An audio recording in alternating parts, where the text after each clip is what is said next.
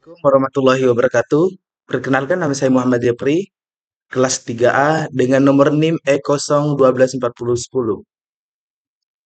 Saya di sini ingin menyelesaikan tugas dari Pak Rosadi dengan makul Aswaja. Baiklah, pertama-tama kita mari mari panjatkan puji dan syukur kepada kehadirat Allah Subhanahu wa taala di mana atas rahmatnya kita bisa hadir, kita bisa tetap sehat dan kuat. Yang terhormat dosen pengampu Pak Rosadi dan yang saya sayangi teman-teman semuanya. Baiklah, saya akan memulai dengan topik yang pertama. Menurutmu, apa sih aswaja itu sebetulnya? Aswaja adalah singkatan dari Ahlus Sunnah wal Jamaah yang berarti golongan yang mengikuti sunnah dan teladan Nabi Muhammad SAW dan tetap bersama jamaah komunitas umat Islam yang berpegang dan kebenaran. Secara umum, aswaja adalah jalan tengah dalam beragama, tidak ekstrim kanan terlalu ekstrim dan tidak ekstrim kiri terlalu bebas. Artinya apa? Mereka ini seimbang. Aswaja ini netral, tanpa memberatkan yang satu ajaran misalnya, dan tanpa mendominasi ajaran lainnya. Artinya netral. Aswaja menjadi dasar pemikiran umat Islam yang moderat, seimbang dan toleran. Itu untuk soal yang pertama. Soal yang kedua sendiri adalah sebutkan ciri-ciri aswaja. Sebetulnya aswaja nih ada banyak ciri-cirinya. Dan karakteristik utama aswaja antara lain tawasud atau moderat, tidak berlebihan dan mengambil jalan tengah dalam segala hal. Dua, tasamuh atau toleran, menghormati perbedaan pendapat hal yang bukan pokok agama. Artinya mereka ini mau misalnya ada perbedaan pendapat agama lain itu dicari kebenarannya, tak tak semesti langsung kayak bilang oh agama itu salah, tak, bukan ajaran itu salah. Yang ketiga itu tawazun, seimbang. Seimbang antara dunia dan akhirat, antara akal dan wahyu, antara individu dan masyarakat. Yang keempat sendiri, ittidal, artinya adil, menempatkan sesuatu pada tempatnya, berlaku adil terhadap semua pihak. Yang kelima, mengikuti ulama salafu saliha, sahlih, yakni generasi sahabat tabi'in dan tabi'ut tabi'in. Yang keenam, berpegang kepada Al-Quran, hadis, ijma, dan qiyas. Yang membedakan ahli sunnah jamaah dengan ajaran lainnya, dia ini emang berpegang teguh kepada Al-Quran, menyampaikan apa yang ada di dalam Al-Quran tanpa membuat-buat sendiri. Itulah. Sekian untuk yang kedua. Sekarang kita lanjut soal yang ketiga. Cara pikir aswaja.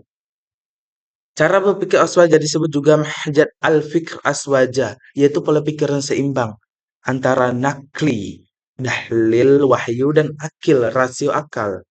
Mengutamakan ittihad, usaha berpikir untuk memahami syariat dalam hal-hal baru yang belum ada pada zaman Nabi. Tidak menolak akal, tidak juga menjadikannya satu-satunya sumber hukum. Contohnya, dalam urusan ibadah, aswaja berpegang kuat pada dalil, Al-Quran dan Sunnah. Dalam urusan sosial dan muamalah, aswaja memberi ruang bagi akal dan istijab.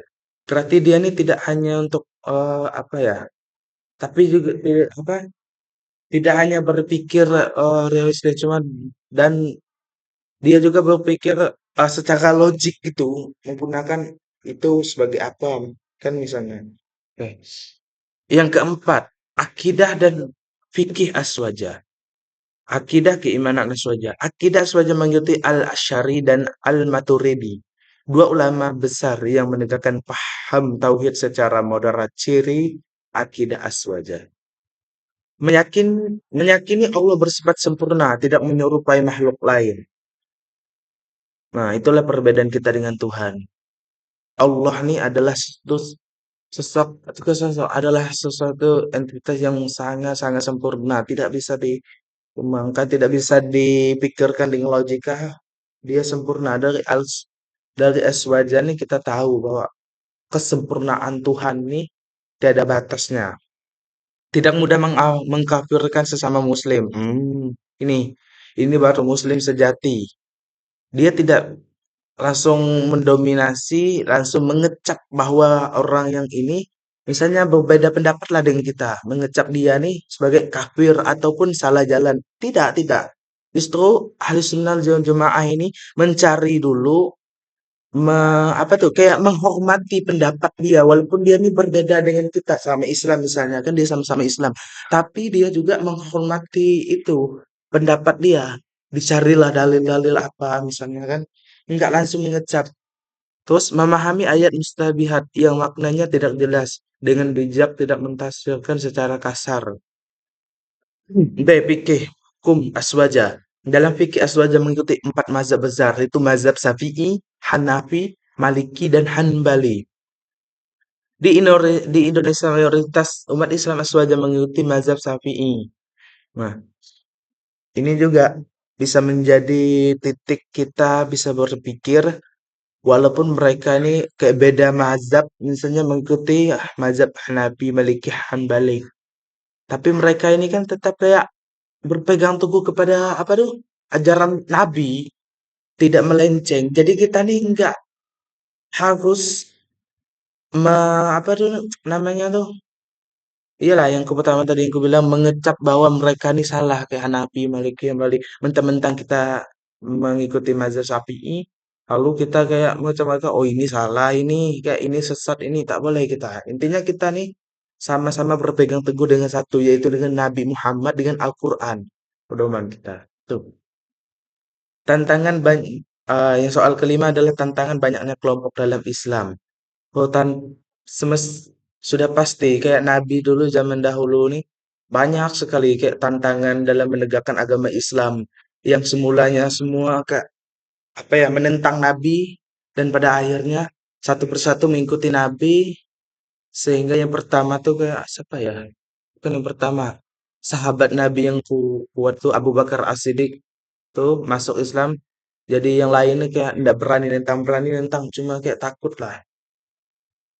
Jadi perbedaan kelompok dalam Islam sebenarnya hal yang sudah ada sejak dulu karena perbedaan cara memahaminya dalil, konteks sosial dan budaya. Namun selama masih berpegang pada rukun iman, rukun Islam dan tidak menyalahi pokok akidah, maka mereka tetap bersaudara seiman.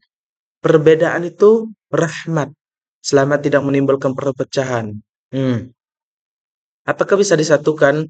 Secara paham, mungkin sulit disatukan sepenuhnya. Tapi secara ukhuwah, persaudaraan bisa dan harus. Kita bersatu dalam hal pokok tauhid Al-Quran dan Nabi Muhammad.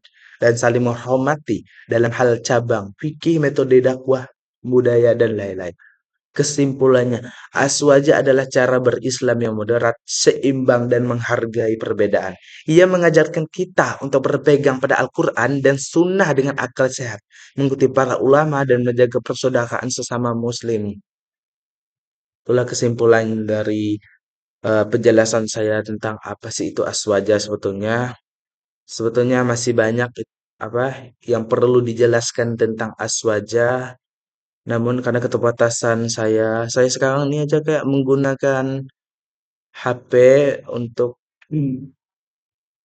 untuk menyelesaikan tugas karena saya belum mendapatkan referensi yang pas.